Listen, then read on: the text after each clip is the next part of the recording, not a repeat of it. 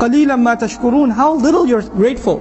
وَلَقَدْ خَلَقْنَاكُمْ ثُمَّ صَوَّرْنَاكُمْ ثُمَّ قُلْنَا لِلْمَلَائِكَةِ اسْجُدُوا لِآدَمَ فَسَجَدُوا إِلَّا إِبْلِيسَ. Very straightforward ayat. I'll go through a brief translation before we get to the heavy subject. We created you. We're the ones that created you. We're the ones who molded you. So I know what you like, because I made you.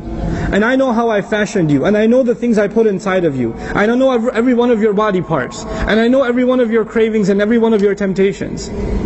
And then after creating your body, your physical body, then I put something, something fascinating in you, which Allah doesn't mention here, but says, ثُمَّ قُلْنَا لِلْمَلَائِكَةِ اسْجُدُوا لِآدَمَ. We said to the angels, make sajda to Adam. All of them did with the exception of Iblis. لَمْ يَكُمْ مِنَ السَّاجِدِينَ. He wasn't going to be from those who made sajda. He wasn't going to do it. لَمْ يَكُنْ مِنَ السَّاجِدِينَ. As opposed to saying, مَا سَجَدَ أَوْ لَمْ يَسْجُدْ. لَمْ يَكُنْ مِنَ السَّاجِدِينَ. He was never going to do it. Allah knew all along he wasn't going to do it.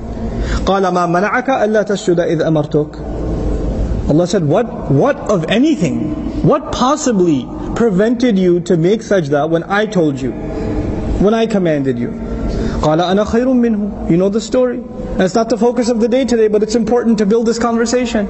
He says, I'm better than him.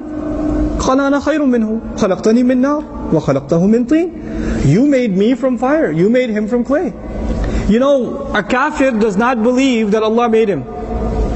A kafir does not believe that Allah is khaliq. These are the words of Iblis.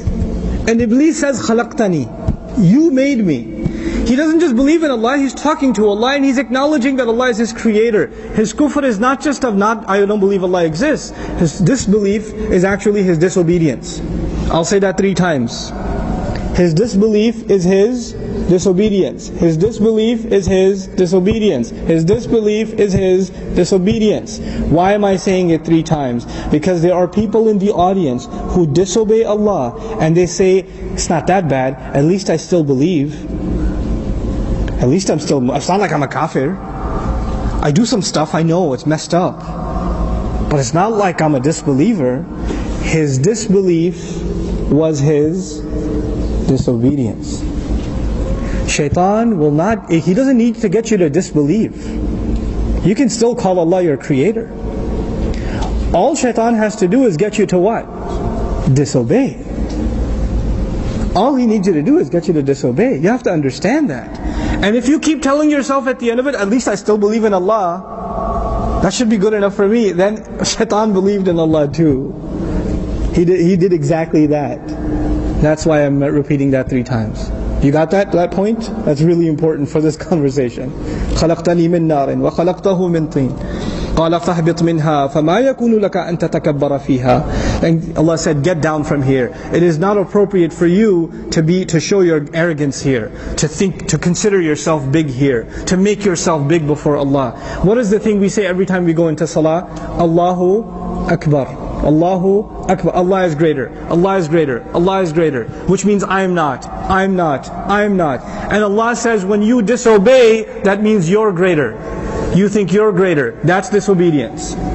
So Allah says to him, it's not appropriate for you to be arrogant in this place. فَخْرُجْ إِنَّكَ مِنَ الصَّاغِرِينَ. Then get out of here. Leave. You're cast out. You are from those who've been humiliated. As-saghirun here means humiliated. قَالَ أَنظِرْنِي إِلَى يَوْمِ يُبْعَثُونَ. He said, just give me time, wait for me. Allow me a little bit extra deadline until the day these people will be raised again. Until the day where human beings are going to be raised again. He asks Allah, give me time until Judgment Day. Allah says, قَالَ إِنَّكَ مِنَ الْمُنظَرِينَ. Allah says, you will be given time until, you are among those who have been given time. I am allowing you to stay that long. Ulama disagree whether Iblis died or not, or these are the progeny of Iblis, or whether this is Iblis himself. But the isharat in the Qur'an are he stayed. That he stayed. And he was, like even there are hadith in which he had, like the Prophet ﷺ faced him. You know, so he did stay and he's around. That Iblis, that same Iblis is still around. And he's got his armies. And he's got his minions that continue to do the waswasa on his behalf, including himself. So Allah says, I'll give you time until, إِنَّكَ مِنَ الْمُنظَرِينَ. Basically, he got in trouble with Allah because of us. In his mind, who does he blame? Us. Your 2 sisters in the house, not sisters in Islam, siblings. Your two sisters in the house. And you're both in the room. And one of them is on the phone. And the other one says, "Get off the phone! Always talking on the phone." And then the other one puts it down and says, "You can't tell me what to do." And they start fighting each other. And then one of them gets in trouble. I'm not going to tell you which one. One of them gets in trouble. Now she got in trouble with the parents. But who does she look at with these eyes that could shoot lasers?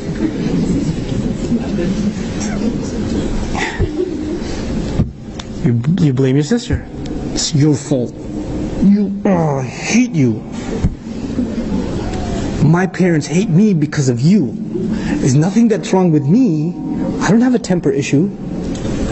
I don't have any problems. It's you that made me look bad. So, this is now وَلِلَّهِ الْمَثَلُ الْأَعْلَى. It's still a relationship of qurb. Iblis he wants to show he's close to Allah. And now he's been humiliated because of the presence of who? He develops this hatred for human beings. And he says, "Ya Allah, let me prove to you you made the wrong choice. Let me prove to you should not have honored them, you should have honored me.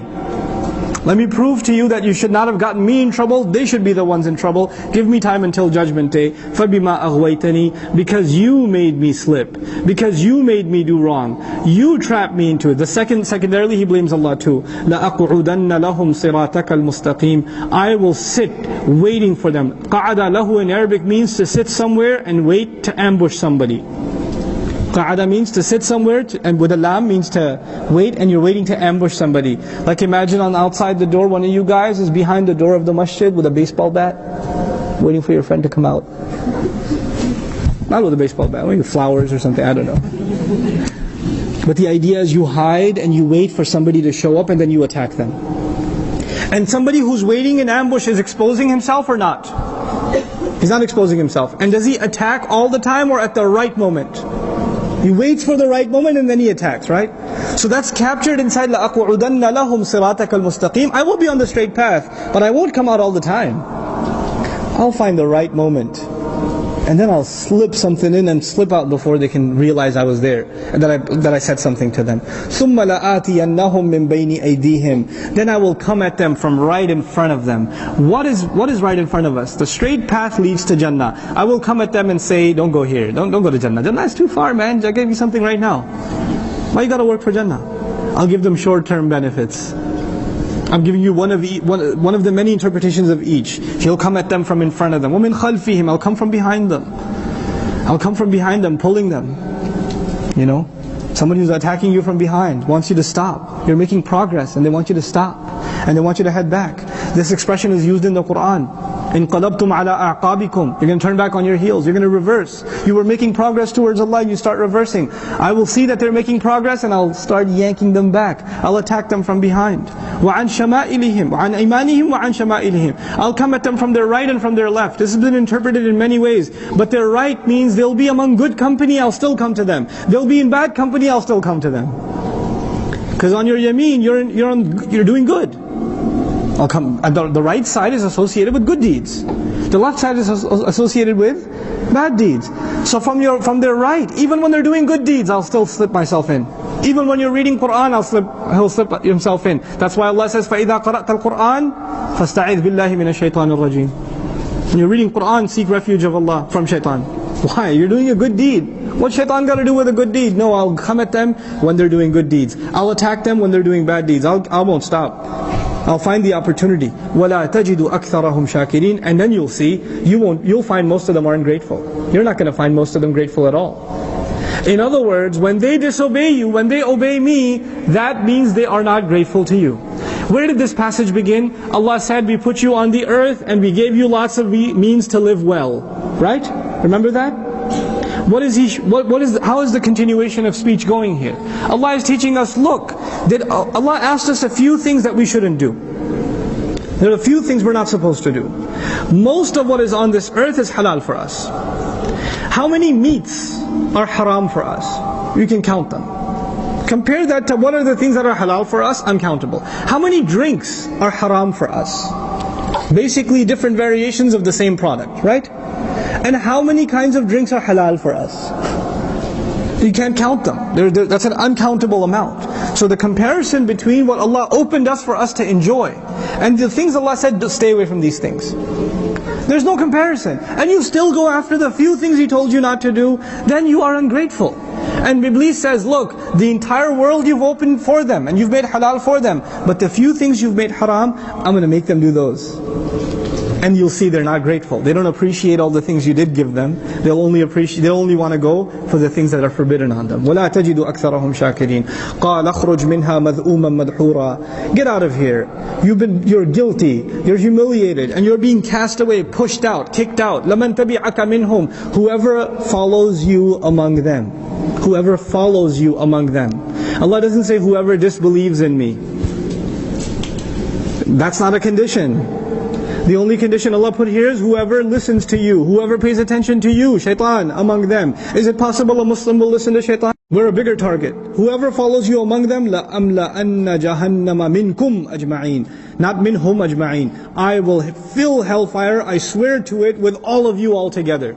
He doesn't say all of them, He says all of you. This is actually لِلتَّوْعِيَةِ, to scare you, لِلتَّهْدِيد, to challenge you. The one reading Qur'an is like, wait, where did you come from? I thought Allah was going to say, I will fill hell with them. He says, I will fill hell with you. You're reading the book and all of a sudden it's pointing at you. It's pointing at you and me. What, me? Yeah, better not follow shaitan. Because the only way it's pointing at you is if you follow shaitan. So you get really terrified. Ya Allah, it's a means of terrifying. To go switch immediately to the second person.